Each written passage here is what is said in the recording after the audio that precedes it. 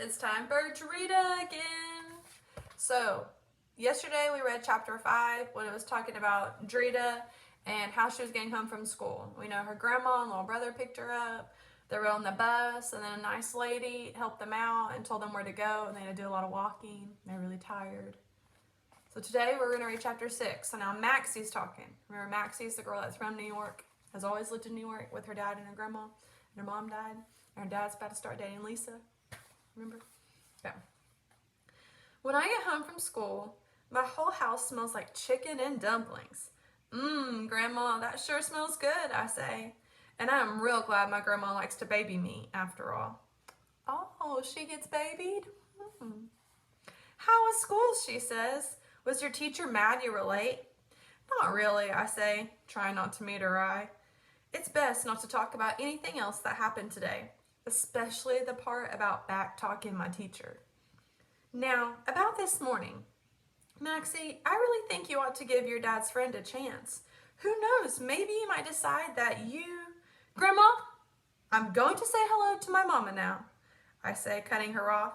If there's anything I don't want to do right now, it's talk about someone named Lisa. My grandma's face gets real soft for a second, but she doesn't say anything. She reaches out to touch my chin. Sure, baby. In my room, I have a little corner that is just my mother. First, I have some pictures of her all standing up in frames. I have her watch and her rings in a little glass dish that was hers, and a bottle of her favorite Prince Machiavelli perfume that my father said I can start wearing when I get old enough. My mother died in a car accident 3 years ago. I was with her in the car, but I don't remember anything about it. All I remember was waking up in the hospital. At first, they didn't tell me what happened, but then they did. I was 7 and she was 38. I pick up my favorite picture of her. It's the one of us together when I was a baby in the hospital. She looks tired and sweaty from having me, and her hair is all messed up.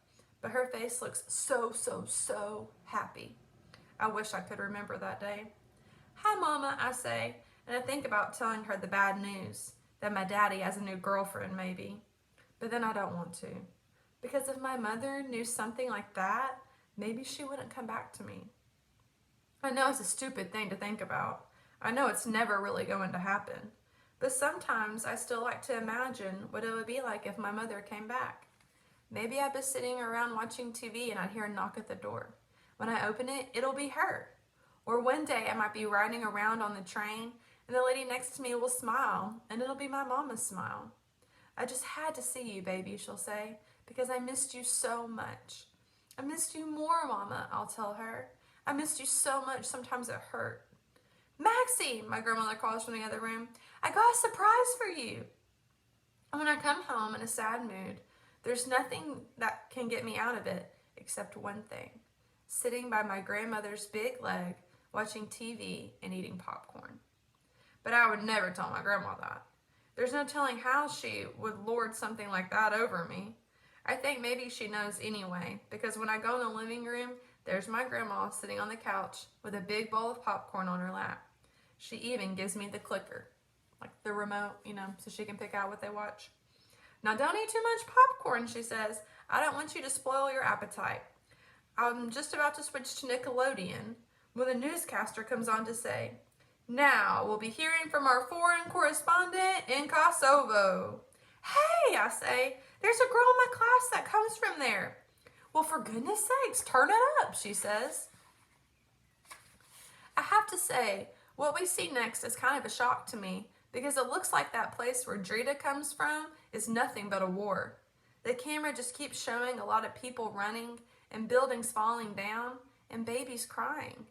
Then they show some kind of marketplace where a bomb went off and some people lying on the ground look like they're dying. And that's when my grandmother takes the clicker from my hand. I think that's plenty of TV for tonight, she says. Dang, Grandma, it's not gonna upset me. I've seen worse stuff than that on MTV, I say. Don't curse. I just said dang. Well, don't say it. It sounds like cussing, she said. And I can tell there's no arguing with her. When my grandma makes up her mind about something, you just can't change it. She pulls herself up off the couch and goes into the kitchen, shuffling her feet across the rug in her old broken down nurse's shoes. My grandma always complains she's got bad feet from almost 30 years of working as the head nurse at Roosevelt Hospital. That's why I saved up $12 at Christmas time to buy her a nice, cushy pair of slippers. Only problem is, she never wears them. Secretly, I think she likes those funky old nurse shoes better. Don't worry, baby. I'm saving those new moccasins you gave me for a special occasion, she says, winking at me. My grandma and me are about as close as we can be, and in a lot of ways, we're just the opposite. For one thing, she always thinks the things you see on TV are going to stay in your mind for a long time and ruin your brain. I think the things you see on TV hardly stay in your mind at all. It might even make you smarter. But tonight it seems like maybe she's right after all, because I can't stop thinking about the news show all the way through homework time and then during dinner, so that I hardly taste my dumplings. Finally, when I'm in bed, Grandma comes in to shut the light off. Grandma, I made fun of her, I say when it's nice and dark. Who, baby? My grandma says. That girl from Crossovo, but I'm not going to do it again. Is that why you got in trouble with your teacher? She says. I swear, Grandma, you got ESP powers. How'd you know that? Whenever my baby comes home telling me everything was fine, I know it means no such thing. I'm glad you're so smart, Grandma. And I'm glad you learned your lesson, honey. You always got to be kind to people. Always. That's what your mama would want. Now sleep tight, she says, and shuts the door.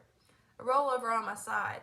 Behind my eyes, I see flashes of orange, look like bombs dropping, and I know my grandmother is right. Good night, Mama, I say. Good night. Okay, so Maxie was making fun of Drita and the way she looked with her pale skin and her long blonde braids. But now, after that, she's seen what's going on in her country, where she came from, in Albania, she's like, oh man, like where she came from, there was a war, people were fighting, people were scared. And now she came here and I wasn't even nice to her. Like, now she feels kind of bad, right? And Grandma says, you've always got to be kind to people. Don't we talk about that in class? How we need to always be nice, no matter what. Even if people are mean to us, we're going to kill them with kindness. I'm going to be nice to them anyway. Don't we talk about that? Yeah. Okay, so now I want you to go get on your Google Doc.